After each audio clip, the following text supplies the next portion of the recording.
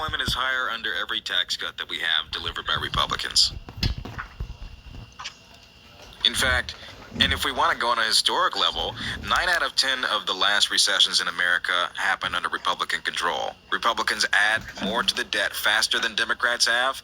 In this case, twice of what Joe Biden has. Economy suffers worse under I'm not going to defend George W. Bush here, okay? It's not just W. It's his father. It's Reagan. It's every Republican that's come since that.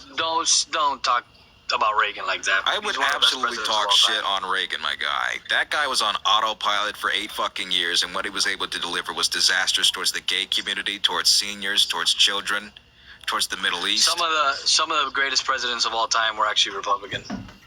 Like Mount Rushmore. Old Republicans, yeah. Those were progressive Republicans. The Square Deal was a Roosevelt policy.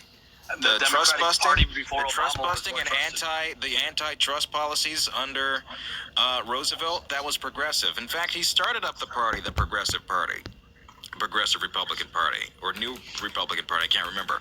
But those were leftists. Those were liberal Republicans at their time. Now they're not. Right. Funny how all the ones on Mount Rushmore are leftists. The word you're looking for is libertarian, I think? They were not libertarian, my guy. If they were, they'd be pro-slavery.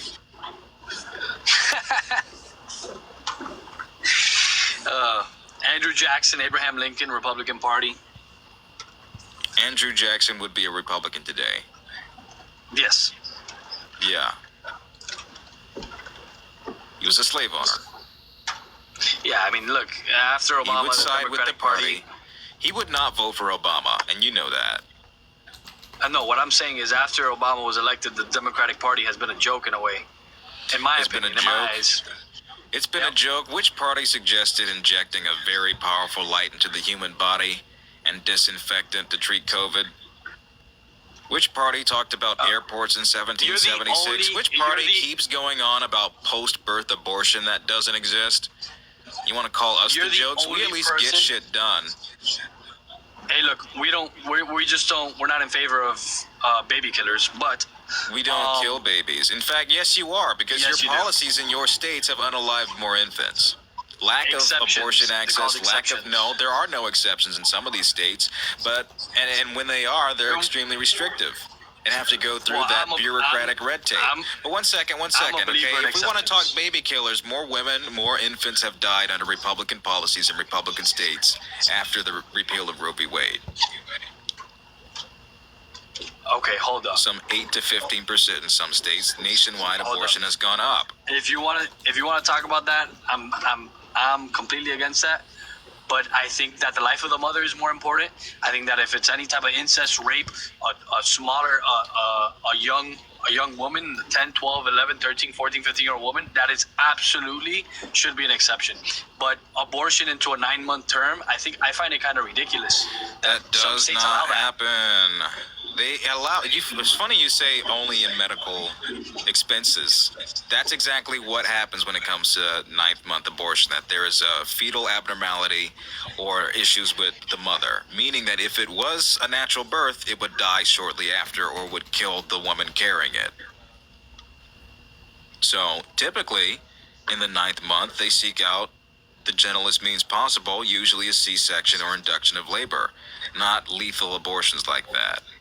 I don't care if it's lethal or not. It's still the murder. What do you mean? So you want women to carry non-viable fetuses all 9 months? What do you mean by non-viable? As in, say, trisomy 18. Genetic disorders that would mean that likelihood of them surviving is less than 5%. The woman or the infant? The infant. No, give it a shot. There's further complications that come with the woman as well. Heart complications and other. I'm just not a believer in it. You guys are breaking it down too much. Roe v. Wade was a... You don't have to believe in what I'm telling you. These are the facts. This is what a broad body of medical specialists and practitioners have come to the consensus on. That allowing people to carry non-viable fetuses is lethal. Right. Not just to the woman's health, but towards the fetus. You can say, I don't believe in that, I don't care. That's the result. More people have died due to lack of access to that specific kind of care. I believe in the access if there are exceptions involved. But look, I kind of want to get off this topic because I'm not a woman. I definitely believe in exceptions and a lot of exceptions. But the Roe v. Wade was not something that I cared for. Abortion rights should be the exception. You want more people to live. You want fewer people to. 1 second. I'm just going to cap off this point. If your objective in this conversation is for more people to live and fewer people to suffer, pro-choice laws does exactly that. Abortion has gone up and was up prior to Roe v. Wade. Per capita abortions have gone down since the 50 years that Roe was signed into place. It's gone up in more recent years because of that lack of protection, that lack of access. When people don't have safe access towards abortion, they seek out more unstable, unsterile, and often lethal methods to go about that. I would agree. I agree with you 100%. But that also gives anybody easy access to just go ahead and get an abortion for no reason when they might be financially okay, maybe even a married couple. I find it ridiculous. What's wrong with that? Why should we be forcing people to have children that they don't want? Why? And so, I mean, Trump did it too, but so did the Democratic Party. Why did the Democratic Party push for everybody to have their vaccine? You know, like they did not. Talking about yes, they did. Nope, there was no federal mandate for vaccines. There was businesses a mandate did that. No. Yes, businesses had individual mandates. There was mandates being pushed down onto businesses federally. That we must wear masks and that we must have vaccines. For federal contractors, and that was slapped back anyways. But I don't see this as comparable to abortion because one woman getting an abortion does not affect you, but you getting COVID and spreading that to me or my grandparents affects me. Yeah, I think the vaccine has killed more people than saved, I'll tell you Vaccine has not killed more people. Whatever, it's over with. I hate whatever. Oh my God. Twice as many people, more than that actually, die unvaccinated and suffer long-term complications than those who were vaccinated and boosted. I've actually had people that, like, for example, my grandmother, 90 years old, she had it, no problemo. A buddy's grandmother had it, 80 years old, vaccines, died. It's like, what? And the likelihood of them having a long-term condition as a result of that still remains high. Some 15 to 16 million people now have long COVID, have long-term complications as a result of that. So whether or not they died is out of the question. It's the fact that now they have a 30% reduction in lung capacity, long-term damage to the brainstem, and infertility, amongst other things. You can live, but what really is living at that point when you can't fucking breathe as well as you used to?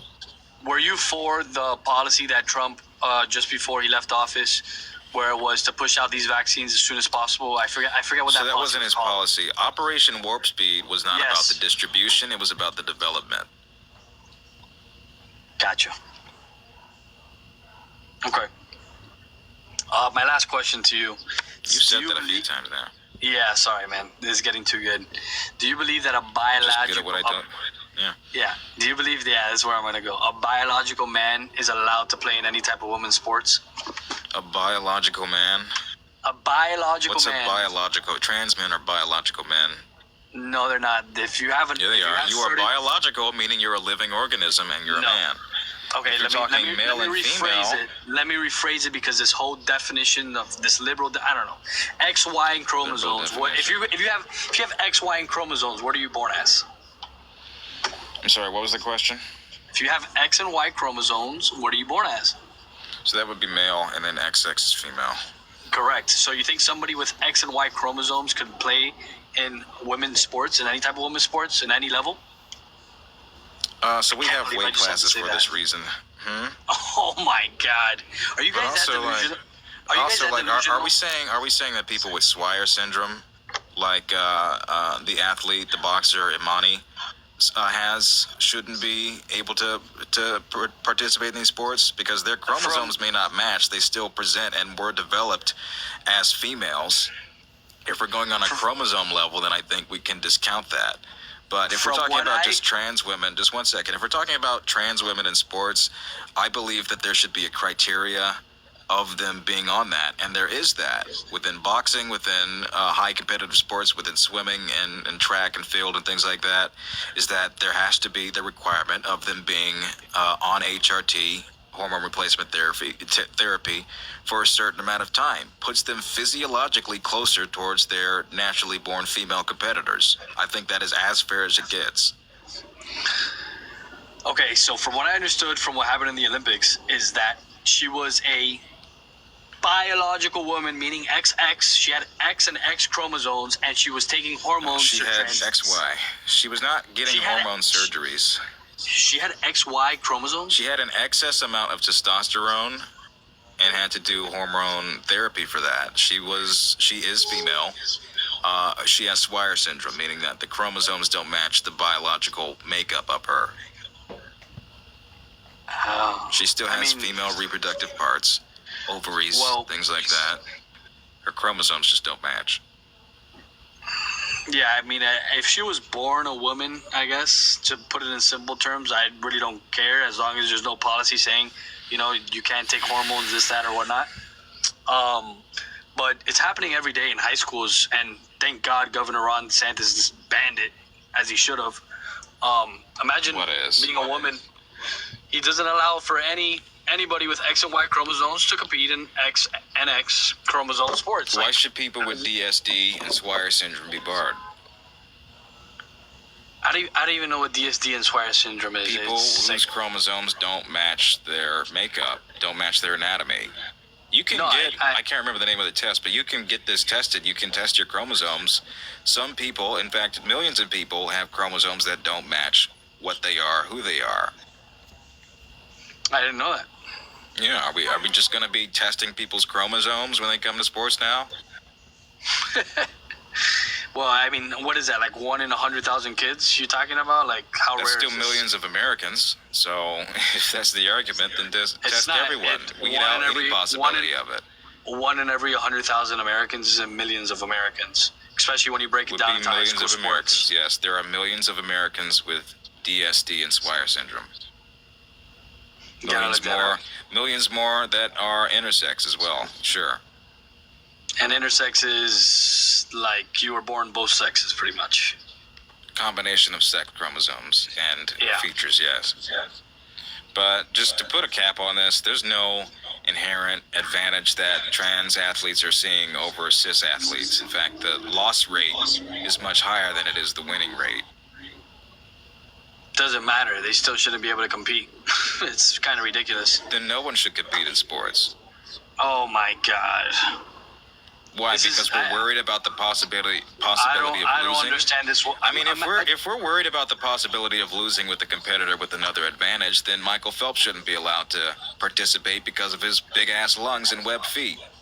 Oh my God, you sound ridiculous. A male's a male and a female's a female. No one should play basketball against 6'8" LeBron James because he has an inherent height advantage.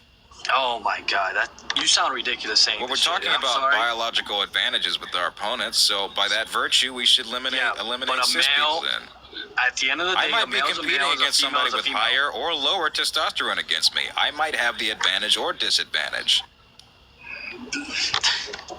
There's only 2 sexes, man. Male or female, that's it. It's pretty simple. There's no male tranny, female tranny.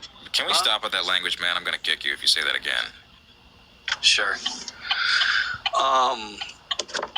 If you're a male and you have a biological advantage because of your height, you're still a male. That doesn't make any sense. What's your point? Because you're talking about physiological advantages and or disadvantages that competitors might have, and you're saying people should be barred based on inherent advantages that they have. Are you driving? Huh? Have you been driving this whole time? Yes, sir. Get the fuck out of my life.